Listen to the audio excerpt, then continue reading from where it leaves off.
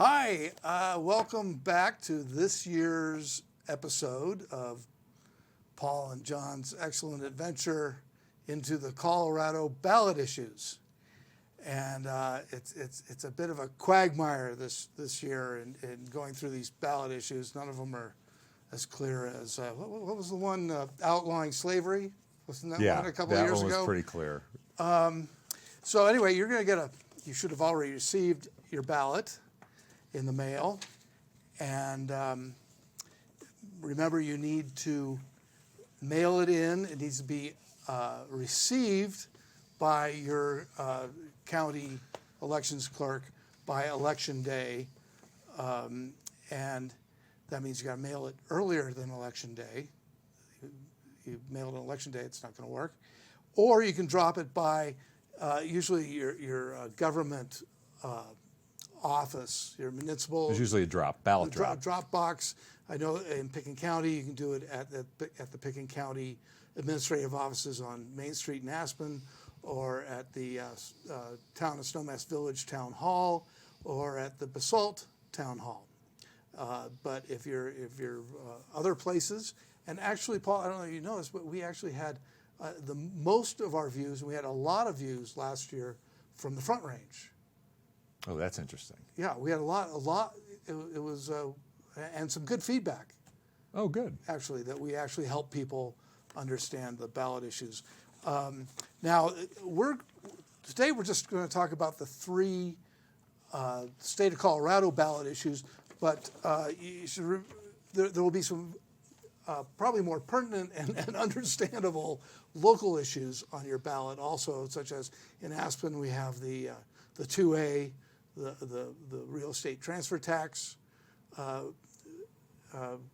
reallotment, or reallocation. Reallocation of reallocation, real estate and we've transfer done a tax. show on that. And so if you want to know all about that, we've got a great show on that.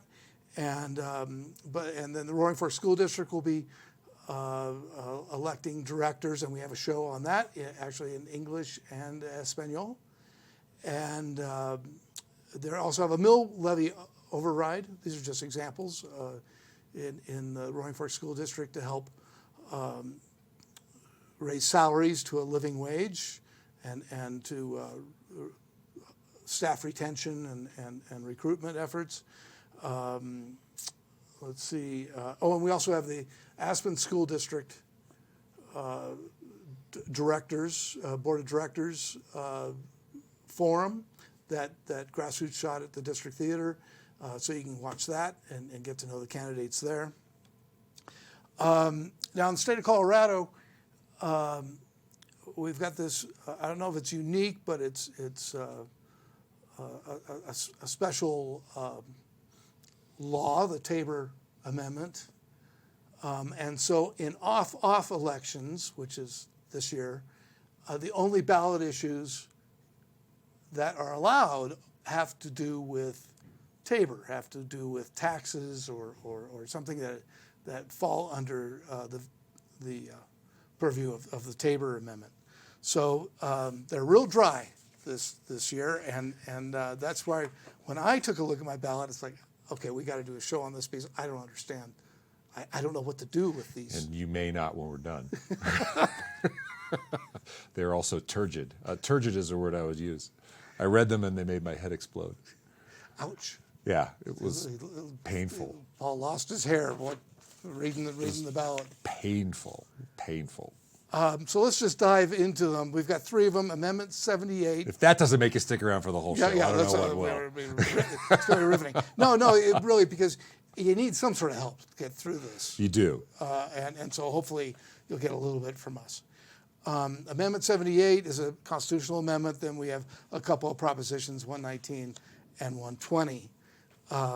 Okay, so Paul, Amendment 78 has to do with custodial money. Can you explain what custodial money is? Well, the first thing I want to let you know is it doesn't have anything to do with janitorial services. So custodial money are sources of money which are not allocated by the legislature and therefore are outside of the budget process. And this amendment, which is an amendment to the Constitution. Can you give me an example of that? So they do give a couple of examples in here. I know one was the COVID money from the federal government. One was the COVID money from the federal government that was allocated by the federal government and was managed by the governor's office, I believe, and that was the executive. and that's sort of exceptional in the size of that amount. It was normally these are small amounts. Yeah, it was. Most of them are small amounts. The thing that triggered this amendment, I believe, is a provision.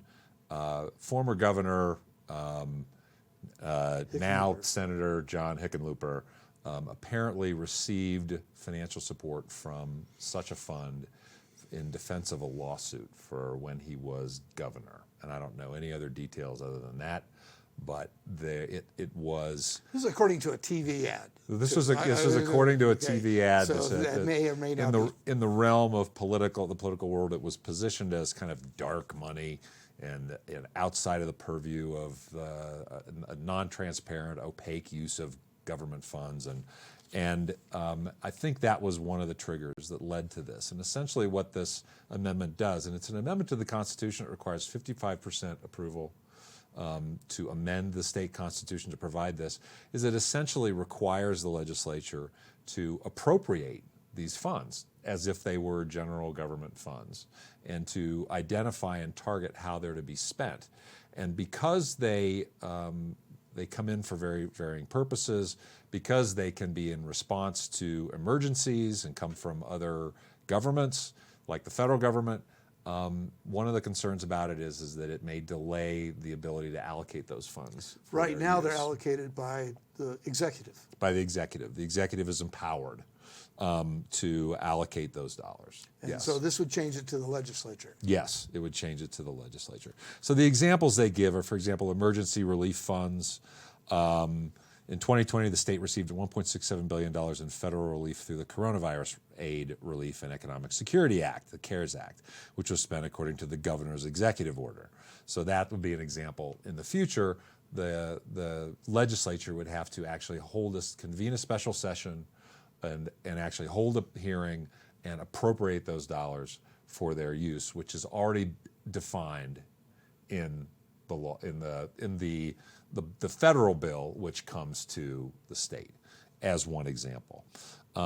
Transportation funding is another one, where it says, under an existing law, nearly all funding for state transportation projects is allocated by an independent commission, Transportation Commission here in the state, and prioritized based on needs, rather than by the state legislature.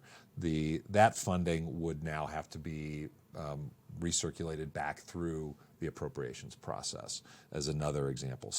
Grants, gifts and donations to state agencies and colleges and universities may receive gifts.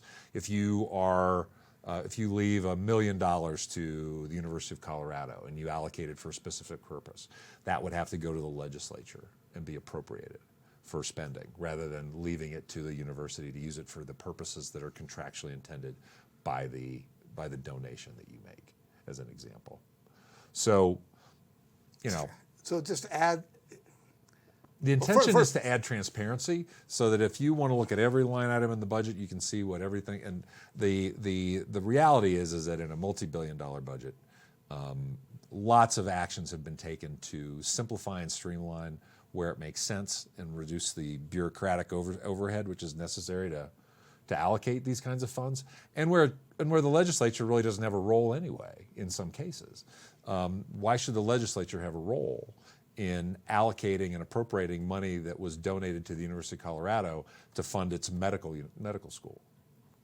That doesn't make any sense. Right, and it's just going to take a lot longer. It's going to take a lot longer. How long it takes anything to move through the legislature. Yeah. So especially with emergency use, or the University of Colorado is doing its fundraising and it needs that money now, and now all of a sudden they don't know when they'll get that money. So, can those kinds of funds be misused?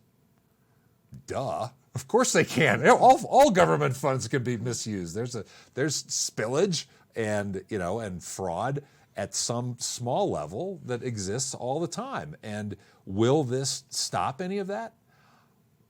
I don't know that there's really any evidence that that'll happen. But it's an effort to try and increase the transparency. If you believe in transparency at all costs, you'll probably be in favor of this. If you believe in a more streamlined, effective manner of allocation of money from your state government in a reasonable way, trusting organizations to make decisions and to spend money appropriately, then in general terms, under the general methods that we have in place, then you probably won't want to vote for this.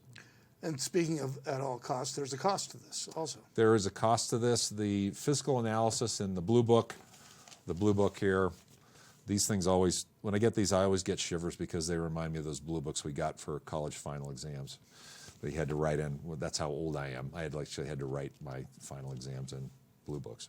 But it would cost at least $1 million in additional bureaucratic and administrative overhead to staff the analysis of these and to bring them forward to the legislature. And so the independent fiscal analysis that's provided here indicates that there's going to be a significant increased cost. Okay, so that's Amendment 78. Yep.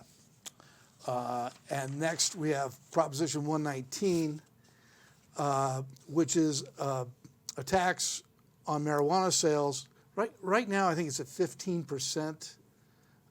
This would increase it to 20%. Over 3 years. Over 3 years. Mm-hmm. It would ratchet up over 3 years. And that's about in the ballpark. It's sort of the high ballpark of other states that have legalized marijuana. They go kind of like from 10% to 20%. So it's kind of at the upper range. I think Washington, I don't know, so somebody has like 25%. But, and the purpose of this money is to fund out-of-school programs mainly for low income and special needs, kids with learning disabilities, and this can be tutors in reading and math, but also for arts and other programs. It's $137 million annually. That seems substantial, but it's hard to see how it's really going to be allocated. Who's going to do the allocation? It's impossible to see, in my view. Yeah. You might want to smoke a little marijuana to try and get creative about how to use the money. And when we were talking before this, it was like, congratulations. The folks who brought this forward have developed a proposition that actually reduces funding for education in order to fund education. Because how does it reduce the? Well, what the measure does is not only does it increase taxes, all of which go to these programs which are outside of the school system, the funding that there'd be for external educational opportunities, but it reallocates $40 million a year, $20 million from the general fund and approximately $20 million annually from the state land trust fund, which help public schools. Which is the education land trust fund. Yeah, which fund education. It's interest or rent or something that the state gets off of their state land. Mm-hmm. And those dollars currently go to fund education, and they're being diverted to this purpose, which is also educational, but it puts a $40 million hole in the education budget annually. So, I have a lot of trouble with this one because it is, not only is it adding a tax and adding another bureaucracy for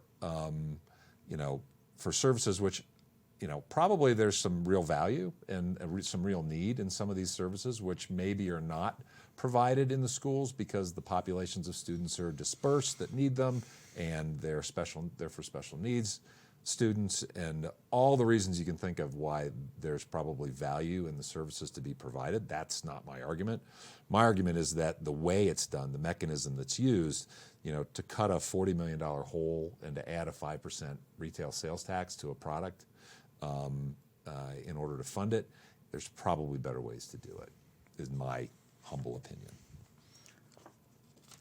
And it increases the price of weed too. So. Well, you got that. If you do that, then yes, it does increase. It's going to increase the price of marijuana, legal marijuana. One of the arguments is that it will, it could potentially divert people to buying illegal marijuana. Well, and probably that 5% won't. But the whole point of legal marijuana is to stop the black market, Right. and stop people illegally making money off of it. But part of the point of legalizing it is also to create a tax revenue stream. So you have to find the balance. Yeah. on that. Now the one thing I'll say on the positive side of this is, I've got a very good friend that I hadn't seen in many years who's a lifelong educator. She happens to work in the state of Texas, but she was telling me that she believes, and she's not alone in this, I've heard this other places, that the COVID lockdown has created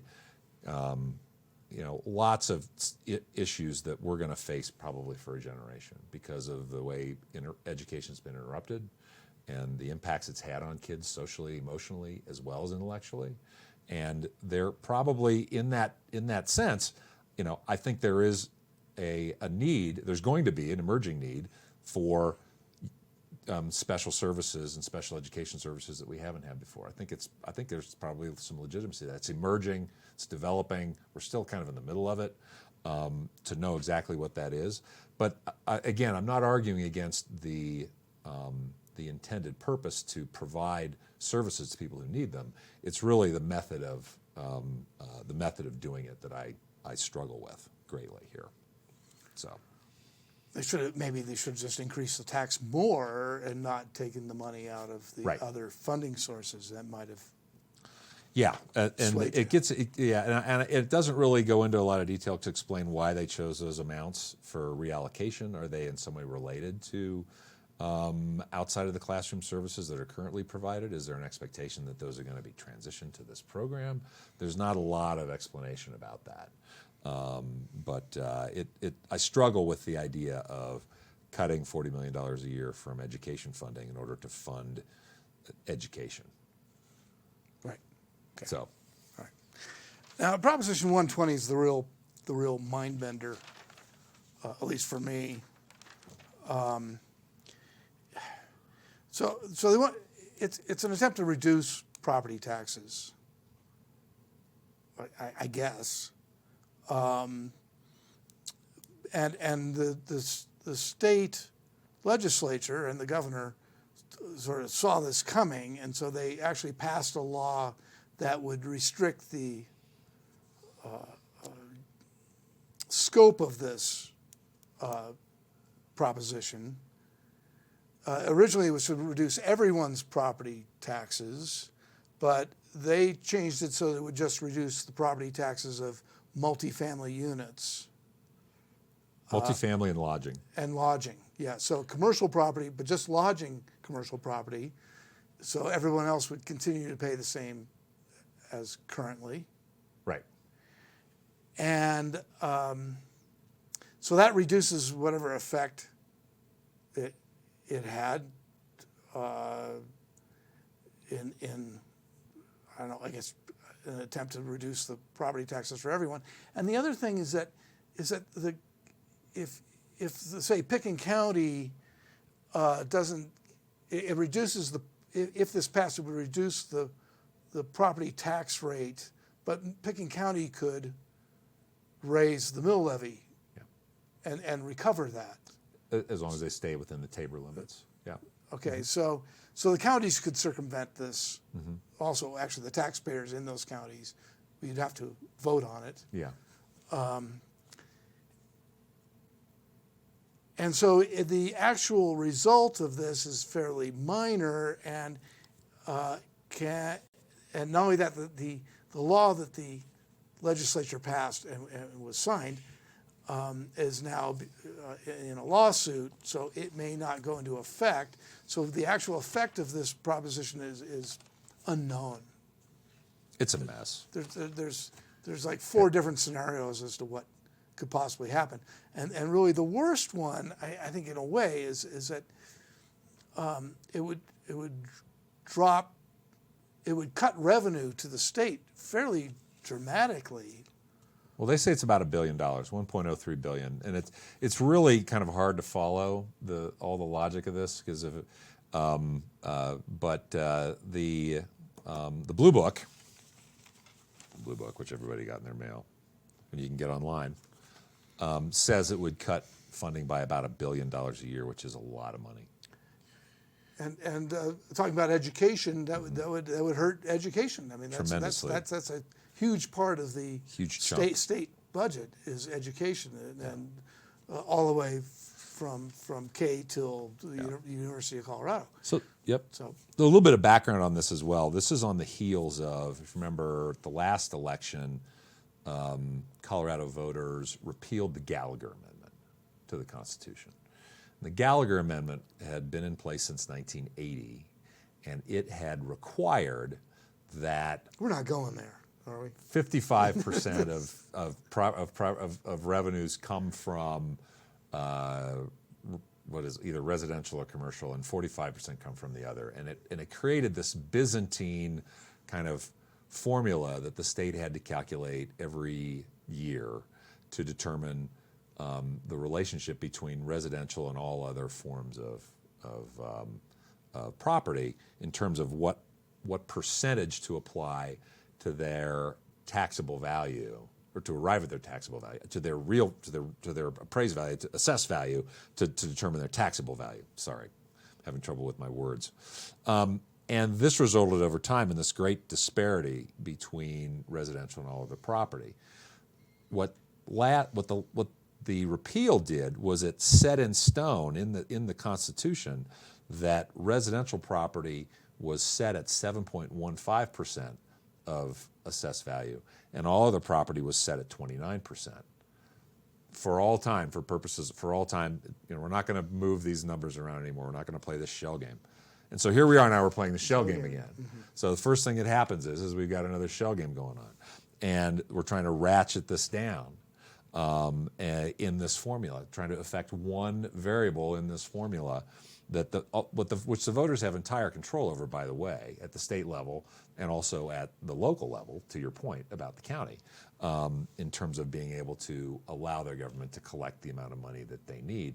The only place that can really get damaged by this is in the state budget. That it's the most vulnerable is in the state budget because the dollars are the greatest and the impact is very acute and direct because a $1 billion cut out of the budget is severe, so it's an attempt to lower taxes that probably in the end won't result in much lowered taxes, and it's further complicating and changing how different kinds of properties are assessed. So it raises questions of fairness and equal protection.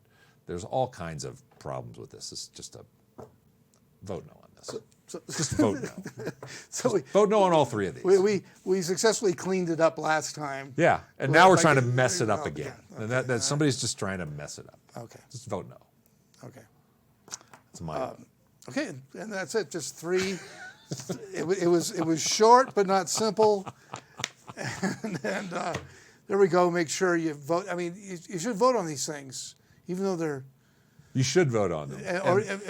And if you don't understand it, probably vote no, I guess. And well, to be objective, and I let my emotions get away with me there. If you are a hard and fast believer in reducing taxes at all costs, then you'll probably vote no on this. If you're not, or you'll probably vote yes on 120. If you're not, you'll probably want to vote no. Okay, that's simple. Just trying to, anyway. Sorry about that. I also believe that if you can't understand what it is, vote no. Vote no. If it's not something that's like, yeah, that's a great idea, then it's probably not a great idea. Probably not a great idea. Yep. Okay. Thanks. Make sure you vote.